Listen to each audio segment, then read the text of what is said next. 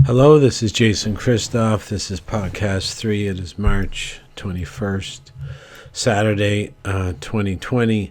And today we're going to give a little information about the testing for viruses. And so what you have today is you have people in their cars listening to the radio, they're watching the TV, and they're going to say, Italy has this many cases, and Canada has this many cases, and the U.S. have all these other cases.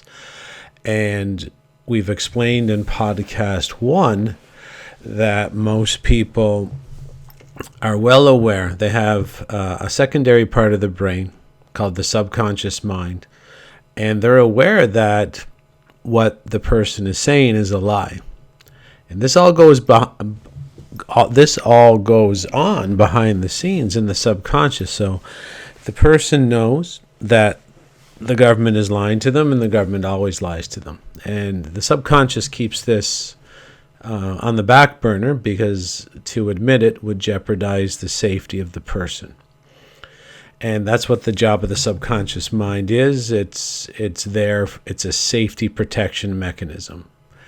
So the subconscious decides in a millisecond and decides many thousands of times every single day that it's just safer to be weak. It's safer to put your head down. It's safer not to question. It's safer to follow.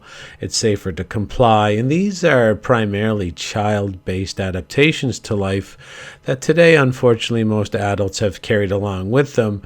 And again, when the person sees that the TV is telling them that there's say 15 new cases in Italy, or even 300 cases in Italy. I think in Canada now there's 400. They know it's just easier. Don't think and just repeat. They don't even know what that really means, nor are they interested. And again, this is for people who are interested and who have transitioned properly from a child to an adult, which is a very minor part of our society today. Most are heavily compliant, and it's a lazy way to live too. But that's why it's a child-based adaptation. Children are generally more lazy than adults, and children want to protect themselves because they're weak, and believing all the statistics without even understanding about the tests is simply a child-based way to please the bully. And that's the easiest way to please the bully and to please the oppressor and to please the tyrant is you mark yourself as a repeater of the lie to gain favor with the tyrant. So as soon as someone hears that there's 300 extra coronavirus confirmed cases in Italy, that repeater-based child that is of adult age, but they're acting like a child, they go down to the coffee shop and they spread the diarrhea around to bond with the other scared children and to mark the group as compliant with the tyrannical government. So that if it's kind of like the Passover, folks, it's basically a tyrannical force. Like the Passover is a biblical story of God coming around, and God is going to kill your children if you don't sort of kill something yourself and smear the blood over the threshold of the door. Great biblical story there. But it has a lot to do with what's going on today, because what's happening is that there is a tyrannical force. There's this magical force in our society that's tyrannical, kills and imprisons.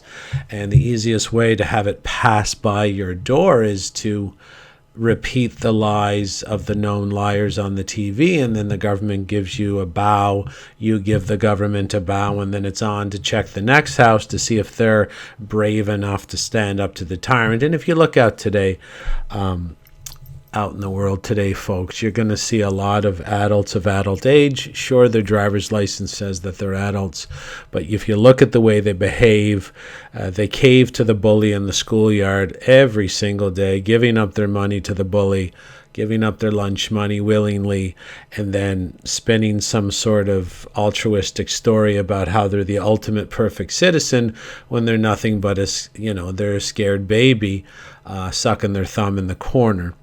And beyond the adults who act like children is the testing. So for people who are actually interested, who want to learn and just don't want to repeat the lies of the known liars, the testing for even many viral diseases will go over the first tests, the first type of test, which they are not really using for the coronavirus. The first test, which has all kinds of problems as well, is a test for antibodies.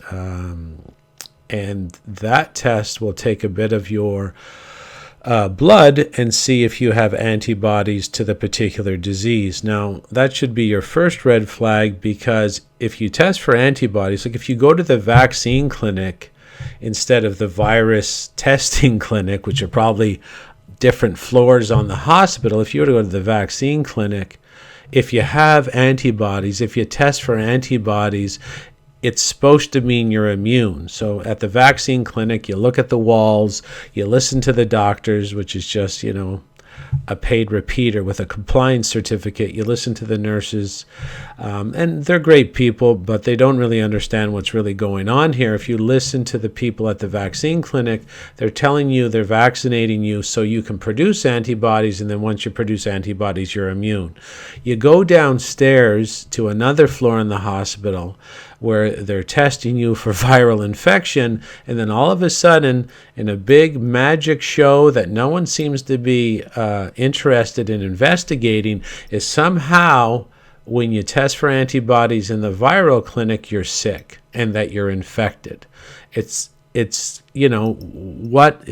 black is white, up is down, left is right, and the average person, again, too afraid, not interested, don't want to question it, do as you're told, act like a child, everything will be fine. Well, if you look out there in the world today, folks, it is not fine, because the adults that have come before us have been, like I said, sucking their thumb in the corner because they don't have a backbone. And there's a reason for that, too. You can't blame them entirely. They've been psychologically manipulated. But basically, there's a reason the world's collapsing around us right now, is because we don't have enough strong males or females who are interested in what it takes to maintain freedom in our society. So the test for, let's take one of these tests that are very famous, is called the ELISA test. And the first thing people should notice about the ELISA test is that it can test for 9 different viruses. And I'm just going to mention 3 if I can remember. One is HIV, Zika, and Lyme. So number 1, it's a test that tests for all 9 particular diseases, viral infections. But how is that science? How exactly does the test determine if you had Zika or if you have HIV, if it's the exact same test? Well, here's listen closely to this, folks. There's paperwork you have to fill out before you take the test. And depending on who you are, how you live, and where you visited, that's going to determine if what disease you have, if you happen to rank a positive. And again, you only rank positive if it's antibodies. Antibodies means that you're already immune, and you could have antibody production from 10 years prior. And you're still going to test a positive for being infected. None of this makes any sense. So this ELISA test, if you test positive, which again makes no sense because it's testing for antibodies, which means you're already immune to what you're getting tested for. If you said you were out in the forest walking, that's when they'll say, oh, a matter of fact, you know what? We really know what we're doing here. You have Lyme, because you were walking. But if you say you were gay, you have HIV, and if you said you were down in South America, you have Zika. So who determines what disease you have? You do, based on what you wrote. Now, is that science? No, it isn't. It's some sort of weaponized device to fan the flames of viral infection that may or may not be there, and it's famous for giving false positives on the same person, and the testing flip-flops between positive and negative depending on when they take it, how tired they were, what they ate before they took the test. If they slept well, they can pass it.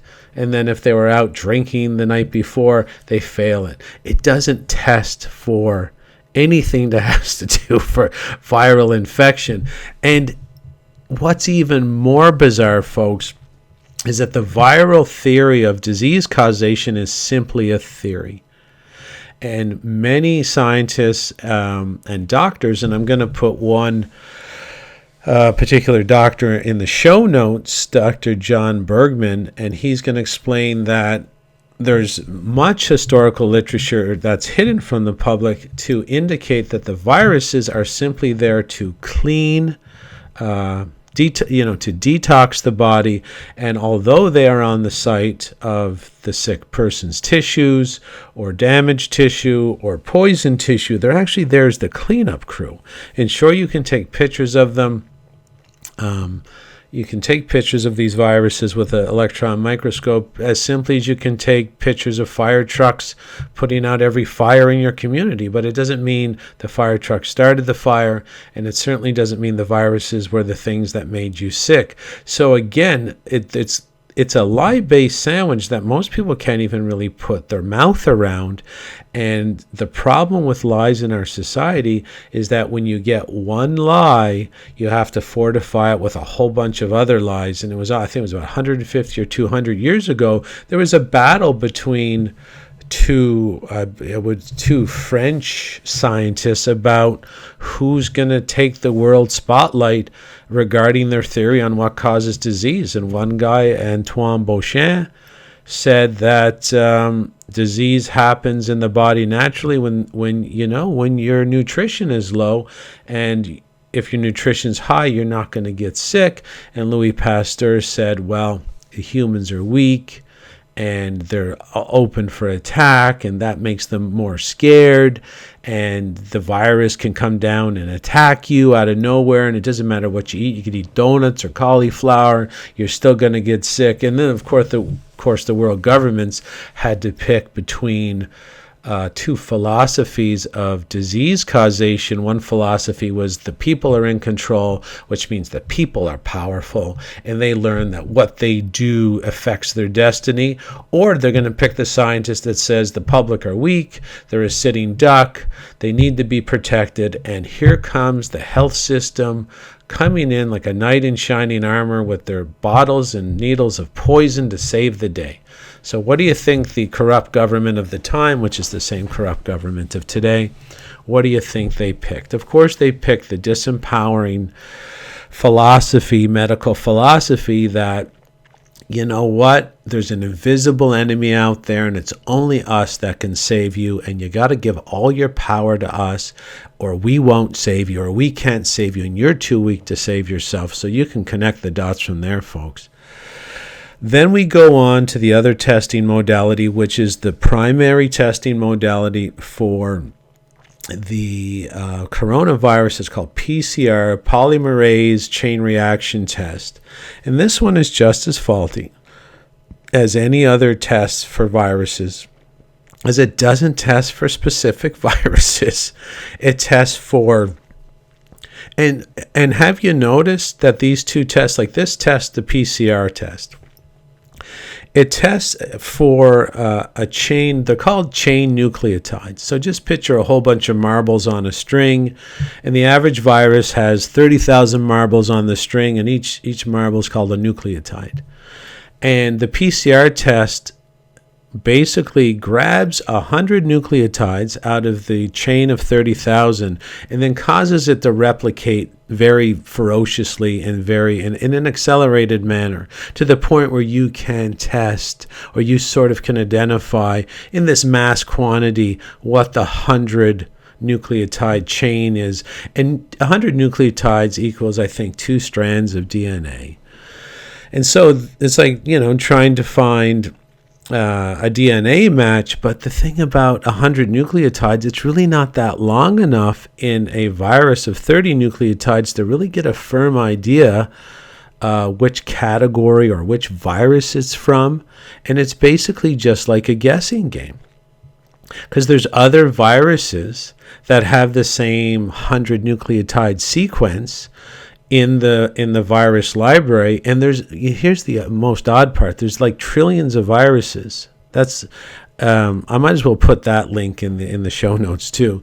That there's trillions of viruses, and again, those viruses are there to keep us alive and healthy, which is the opposite of what we're told.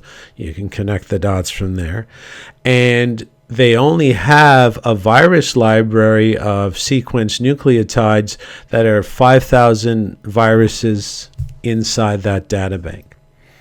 So again, folks, the nucleotides are shared between many viruses, and one of the big warnings if you take the PCR test is to never take the flu vaccine, because it always gives you a false positive, because the flu vaccine is usually a live virus vaccine, and I could get into how dumb that is to start. I mean, you're supposed to be afraid of viruses, but you're injecting them under your skin based on the say-so of known liars. Unbelievable, people. And don't forget, it's not really unbelievable that people aren't catching any of these contradictions. It's because they're afraid. They haven't morphed out of their childhood. They are still acting, thinking, and talking like children in order to protect themselves in the schoolyard. Repeat exactly what the bully says, and the bully will pass you by like the Passover. And of course, it never works. You just put off the beatdown, and we're getting a savage beatdown today because no one has stuck up to this historical bully who manipulates us and puts us through this trauma, PTSD, mind control every 30 years, from fake economic crashes to 9/11 to false oil crisis. I mean, you could go on and on. So none of these tests to confirm corona are accurate.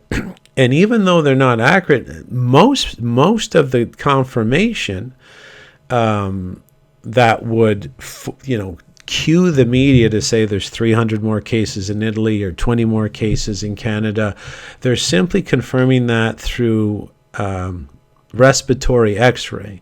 So x-ray of the torso, which can show us that the person has pneumonia. But pneumonia can be caused by funguses, it can be caused by bacteria, and it can be caused by viruses all at the same time. So again, in no way is it accurate representation of the coronavirus infection. And number two, as I was talking before in podcast 2, there are a natural rate of death for all country. Now, anybody listening to this can go and confirm that. And in Italy, I think the natural rate of death is about 1,700 to 1,850 natural deaths every single day. And because the children, the adults that are acting like children, they're told to react to the news report like we live as superheroes and no one dies and we're all immortal. So when you walk up to one of these adult children who are weak and who don't really want to think because that marks them as friend of the bully or friend of the tyrant, they're not interested that 1,850 people die in Italy every single day. Okay, 600 and something thousand people die in Italy every year, and no one's really interested in if the death rate is increased. And of course, it increases a lot more in the winter months than the summer months because again, we're light beings. We take in energy from the sunlight, and when the sun is down, we eat the food, which also contains sunlight energy.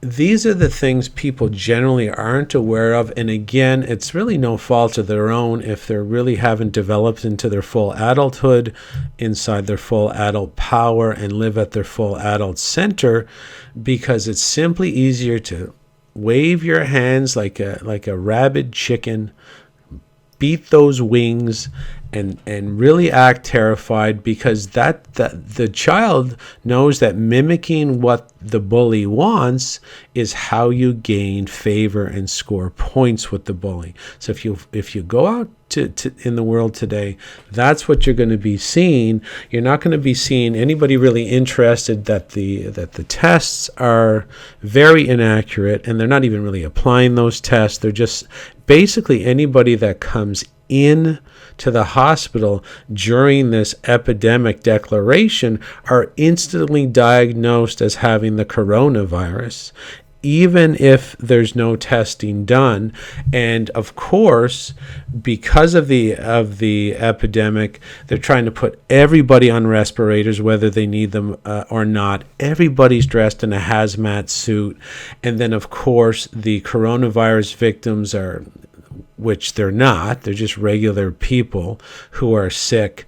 And Italy even reported 3 days ago that 99% of the people that have died from the coronavirus had a underlying health ailment. 50% had 3 confirmed diseases or more, and the vast majority were very, very old. So basically just regular people dying of regular things at the regular frequency. And if there is 1,850 deaths in Italy every single day, and if it goes to 3,000, yeah, for sure, we got a problem. Definitely a problem. But if you go and see the death rates, even in this epidemic period, you're going to see is there's no increase in death rates whatsoever. The government is lying to you. The media is lying to you. And everybody, all the elites, all the companies that are going to benefit from this, they're all in on it, in regards to fanning the flames and trying to trick the people into demanding lesser freedoms, lesser rights, lesser just lesser everything. Just make them more like slaves, because that's what slavery is, folks. It's the inability to control your day. And right now, no one is controlling their day. The government's trying to give us money for not going to work, which simply means we don't control our income. They do, which again is slavery. I can control my income and go out and work in the world. That's how I control it. And you see a lot of these adult children demanding that the government do this and government do that. How about the government stop lying? But that would take a courage, folks. That would take a real adult to call out the fact that, we're being ruled by bullies. The schoolyard bully is a real sort of effect here on planet Earth, and there's only one way to stop the bully, is to put your fist to its chin, knock it right out, and put the PTSD back into them that they've been putting into you for the past 1,000 years, and tell them, you dare get up, we're going to have a problem, and a bigger beatdown from us will occur. There's not a lot of people in the positions of power. They do have a goon squad that they've been building up over the past 100 years. People have been trying to warn the average person that all this militarization of the police forces and big, massive increases in government employment. This is what happens when a society is weak. It's just like a dead carcass on the side of the road. The maggots come and the flies come, and it's not like, again, the flies or the maggots killed the carcass. They just arrive naturally, just like the viruses arrive naturally. They're the nature's cleanup crew, and it looks like nature's here to clean us up a bit too, to maybe even decompose the adult children back into the ground because they're too weak to stand up to the tyrant. I hope everybody enjoyed today's podcast. This is podcast number 3. Thank you for listening. Have a great day.